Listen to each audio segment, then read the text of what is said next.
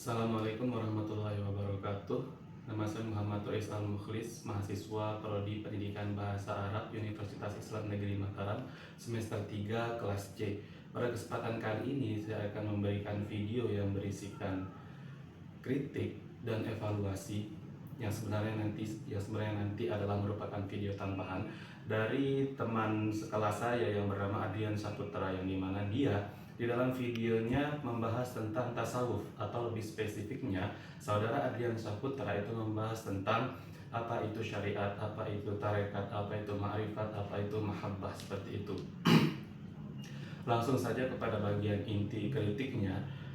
Jujur saja, di dalam penyampaian yang telah disampaikan oleh saudara Adrian Saputra, saya tidak menemukan adanya kekurangan dalam cara saudara Adrian Saputra mempresentasikan materinya, karena menurut saya caranya mempresentasi itu sudah sangat tepat. Jadi dia tidak hanya memberikan poin-poin utama, tidak memberikan judul-judul besar saja, akan tetapi dia juga menjelaskan seperti apa yang dimaksud dengan poin itu. Tidak sekedar satu poin berlanjut ke poin yang lain, tapi dia dengan sadar menjelaskan poin ini harus dijelaskan lebih rinci, demikian juga poin-poin yang lain. Jadi penjelasannya tidak bersifat tidak bersifat sesuai daftar, tapi sangat-sangat naratif dan sangat menarik untuk didengarkan. Bahkan saudara Adrian Saputra juga dalam konsep-konsep tentang syariat, ma'rifat, tarekat dan lain-lain, beliau juga menambahkan bagaimana analogi atau perbandingan tentang konsep-konsep tersebut, sehingga bagi orang yang awam itu sangat mudah untuk dicerna dan mudah untuk memahami materi yang disampaikan oleh saudara Adrian. Akan tetapi dan juga dalam materi-materi yang disampaikan oleh saudara Adrian Saputra itu sudah cukup komprehensif, sudah cukup lengkap. Jadi untuk memberikan kritik, mungkin pada kesempatan kali ini saya tidak akan memberikan kritik, tetapi saya akan memberikan tambahan-tambahan yang sekiranya bisa seharusnya dijelaskan oleh saudara Adrian Saputra. Jadi video ini akan berisikan tentang tambahan-tambahan dari saya sendiri seputar materi yang telah disampaikan oleh saudara Adrian Saputra. Jadi tambahan materi yang akan saya berikan yang pertama itu tentang tarekat, yang dimana tidak disebutkan oleh saudara Adrian Saputra tentang tarekat yang muktabar atau tarekat yang diakui keabsahan sanadnya sampai kepada baginda Rasulullah SAW. Seperti yang kita ketahui di era modern seperti sekarang ini, banyak sekali praktek-praktek tarekat, dan ada beberapa yang tarekat lama, ada beberapa tarekat yang baru. Nah, kemudian mana di antara tarekat-tarekat ini yang muktabarah atau yang diakui keaslian dan keabsahan sanadnya kepada Rasulullah? Jadi setidaknya ada 4 tarekat yang diakui keabsahan sanadnya menyambung langsung kepada Rasulullah. Yang pertama adalah tarekat Qadariyah. Tarekat Qadariyah ini didirikan oleh Syekh Abdul Qadir Al-Jailani, yang dimana tarekatnya itu menitik tekankan ketekunan kepada Allah Subhanahu wa Ta'ala. Kemudian tarekat yang kedua adalah tarekat Naqsabandiyah yang didirikan oleh Syekh An-Naqsabandi, yang dimana tarekat ini yang masyhur dari tarekat ini adalah tentang praktek zikir khafi atau zikir di dalam hati.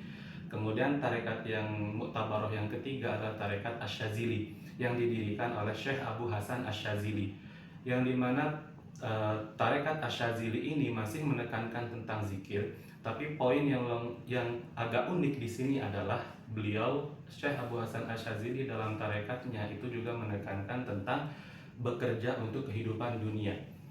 Kemudian juga yang terakhir ada tarekat Tijaniyah. Tarekat Tijaniyah ini didirikan oleh Syekh At-Tijani, Syekh Ahmad At-Tijani, di mana tarekat At-Tijaniyah ini memiliki beberapa zikir dan beberapa sholawat khusus. Oke.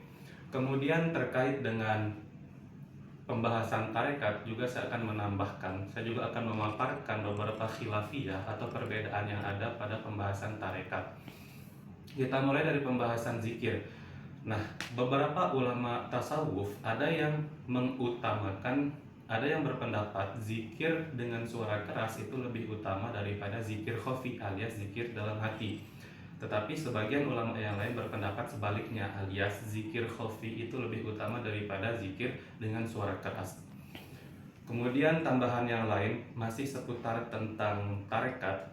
Seperti yang dijelaskan oleh saudara Adrian Syahputra bahwasanya seorang sufi atau muslik atau orang yang mendalami ilmu tasawuf itu harus mempunyai seorang pembimbing, harus mempunyai seorang syekh atau mursyid untuk mempelajari dan mendalami ilmu tasawuf.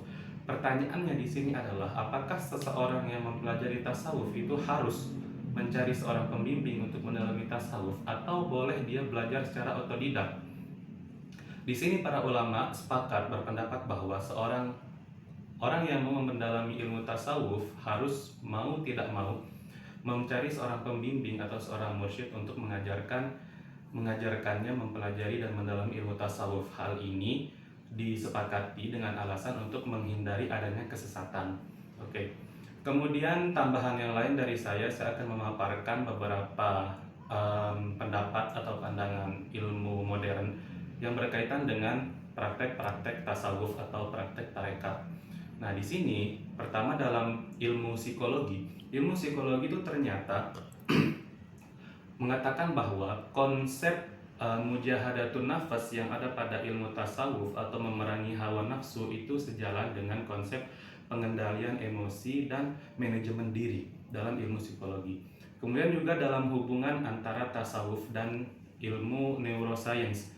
Di situ ilmu neuroscience memandang atau berkata bahwa salah satu teori tarekat, salah satu praktek tarekat alias zikir dan meditasi diri secara islami itu ternyata memberikan sel-sel neuron di dalam otak itu lebih tenang dan membuat manusia itu lebih mudah untuk mengendalikan emosi. Itu yang dikatakan oleh dua ilmu modern tentang tasawuf.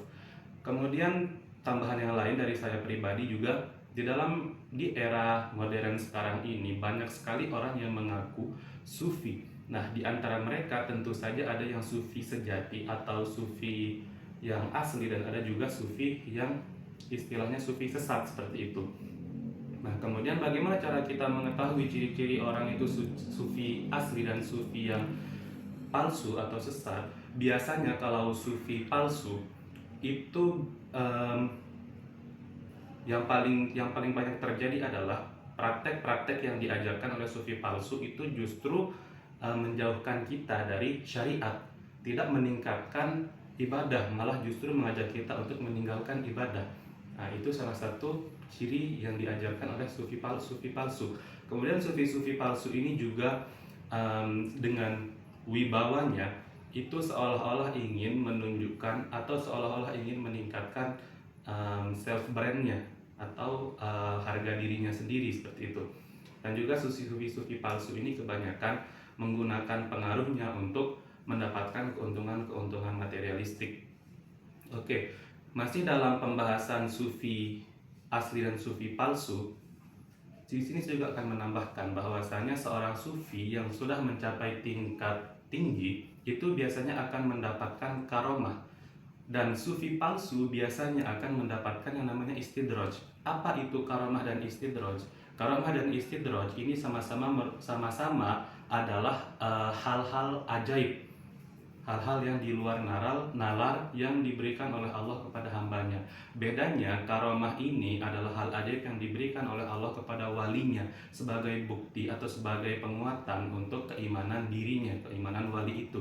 Akan tetapi istidraj itu adalah hal ajaib yang diberikan oleh Allah kepada makhluknya sebagai penundaan azab untuk menguji keimanannya. Itu perbedaan secara mendasar antara karomah dan istidraj. Kemudian dari mana kita tahu seseorang itu menerima karomah atau istidraj, padahal kan itu adalah satu hal yang sama secara lahiriah, yaitu hal yang ajaib. Biasanya sufi yang menerima karomah itu cenderung sufi itu cenderung tidak mencari karomah itu, dalam artian dia tidak mencari-cari karomah, justru dia bahkan jika dia memiliki karomah, dia akan cenderung menyembunyikannya dan tidak memperlihatkannya kepada orang lain. Kemudian sufi yang memiliki karomah juga cenderung akan mengajak pengikut-pengikutnya atau dirinya sendiri untuk lebih meningkatkan ibadah syariatnya, dan juga mengingatkan untuk tetap beribadah kepada Allah. Justru orang-orang atau oknum-oknum yang mempunyai istidraj itu kebalikannya dari karomah. Kalau tadi karomah itu seorang sufi menyembunyikan karomahnya, justru di sini orang yang memiliki istidraj akan membangga-banggakan karomahnya, akan menunjukkan kepada orang, saya bisa seperti ini, saya bisa seperti ini. Dia akan pamer kepada orang lain. Seperti itu salah satu cirinya. Kemudian juga cirinya adalah sufi ini orang yang memiliki istidraj itu akan cenderung untuk mengajak orang lain meninggalkan ibadah atau mengajarkan hal-hal yang bertentangan dengan ibadah, seperti sholat tidak perlu wudhu, seperti sholat hanya perlu zikir, seperti itu. Intinya hal-hal yang sangat jelas berbeda dan bertentangan dengan ibadah syariat.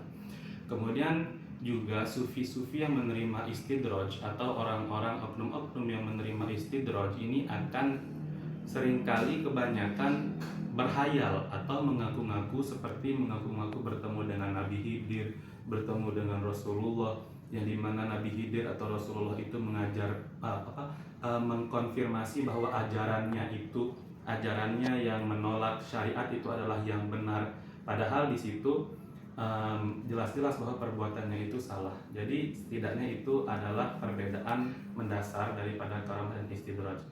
Mungkin sekian yang dapat saya tambahkan dari materi yang telah disampaikan oleh saudara Adrian Syahputra.